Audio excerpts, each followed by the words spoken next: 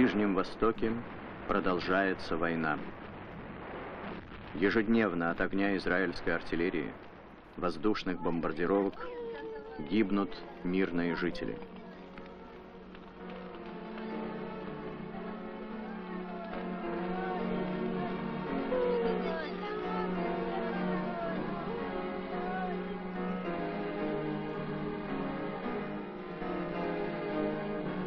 Эти кадры сняты после заключения так называемого мира между Израилем и Египтом. Мира, придавшего ближневосточному конфликту новое опасное направление. Идет планомерное, безжалостное уничтожение палестинского народа.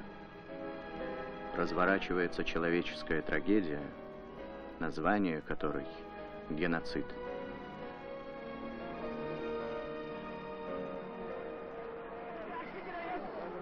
Весь мир следит за поисками решения ближневосточного кризиса. Вспомним Женеву.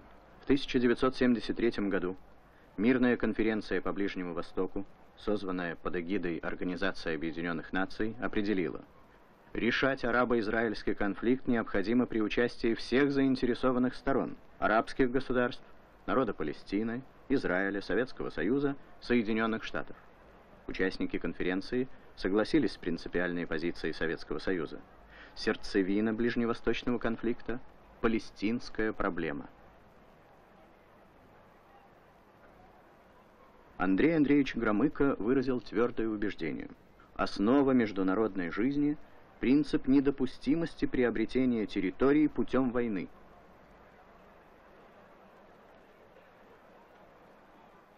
Советский Союз поддерживает справедливую борьбу палестинцев за создание национального государства на земле, с которой их согнали израильские агрессоры. 1 октября 1977 года Советский Союз и Соединенные Штаты выступили с совместной декларацией, подписанной Громыко и Венсом, в поддержку законных прав народа Палестины.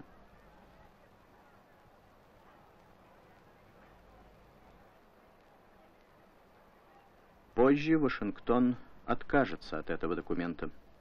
Империалистические интересы вновь возьмут верх над политическим реализмом и приведут Соединенные Штаты Америки к Кэмп-Дэвиду. Загородная резиденция американских президентов — Кэмп-Дэвид.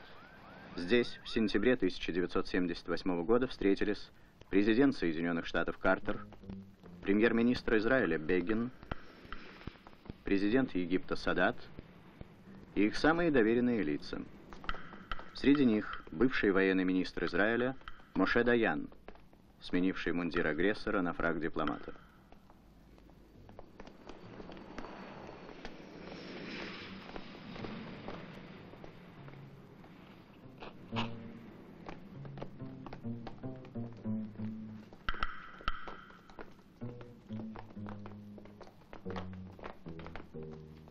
Встреча проходила в обстановке полной секретности.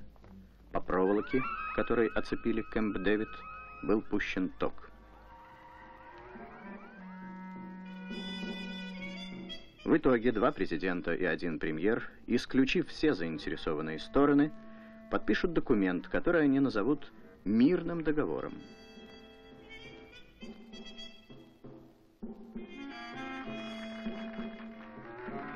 Странным казался этот мир. Нереальным представлялось братание агрессора и его жертвы. Но это был хорошо разыгранный спектакль, маскирующий заговор, тщательно подготовленный в Вашингтоне. Вразрез с интересами действительного ближневосточного урегулирования шли интересы участников сговора, поставивших подписи под этим документом. Соединенные Штаты стремились прежде всего укрепить свои позиции на Ближнем Востоке. Именно ради этого накануне встречи в Кэмп-Дэвиде президент Картер прибыл в Каир.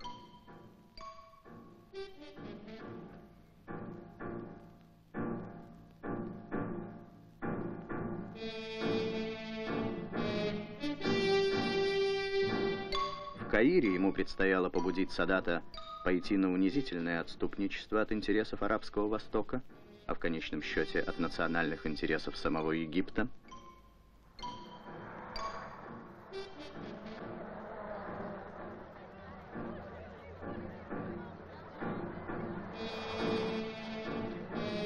В Тель-Авиве убедить израильских лидеров, что, уступив Египту Синай, они сохранят для себя плоды агрессии 1967 года. Соединенные Штаты рассматривают Ближний Восток как зону своих непосредственных интересов. Ближний Восток с точки зрения США не только государства и народы, это и военные базы, это и резервуар с нефтью.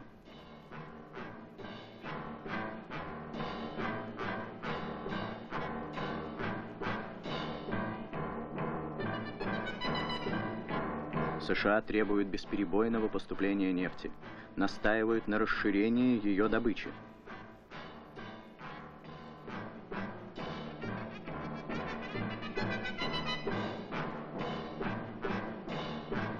Еще недавно опорой Вашингтона в этом регионе был, кроме Израиля, Иран. 37 лет служил Соединенным Штатам шах Мохаммед Реза Пахлеви, державшийся на средневековом деспотизме и силе оружия.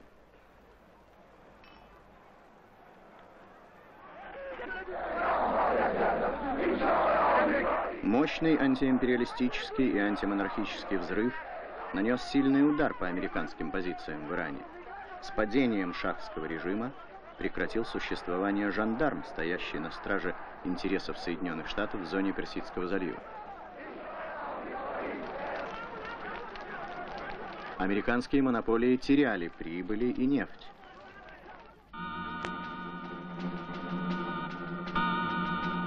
Острый энергетический кризис в США – это отражение кризиса политического.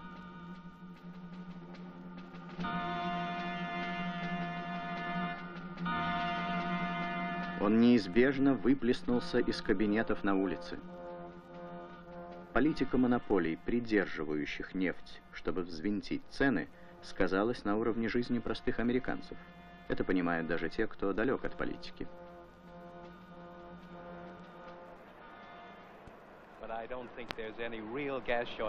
Я не думаю, что существует подлинная нехватка бензина. Они ждут, когда цены повысятся.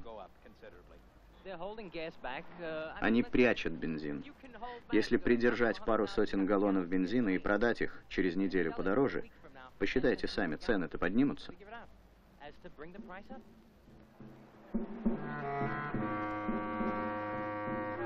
На фоне таких событий, падения собственного престижа у себя в стране и нарастания антиамериканских настроений на Ближнем Востоке, Картер форсировал сепаратную сделку.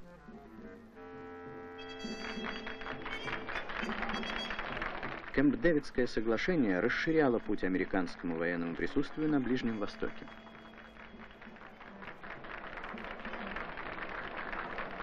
После Кэмп-Дэвида верховный главнокомандующий вооруженными силами НАТО в Европе генерал Роджерс объявит о создании в Соединенных Штатах корпуса быстрого реагирования для молниеносных десантов в горячие точки. Одна из целей – держать под контролем весь Ближний и Средний Восток.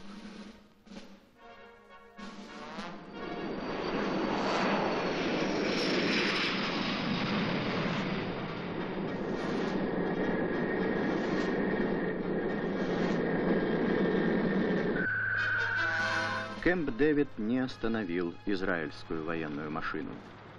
Пройдет совсем немного времени, и бомбы вновь обрушатся на палестинские лагеря, города и села Южного Ливана.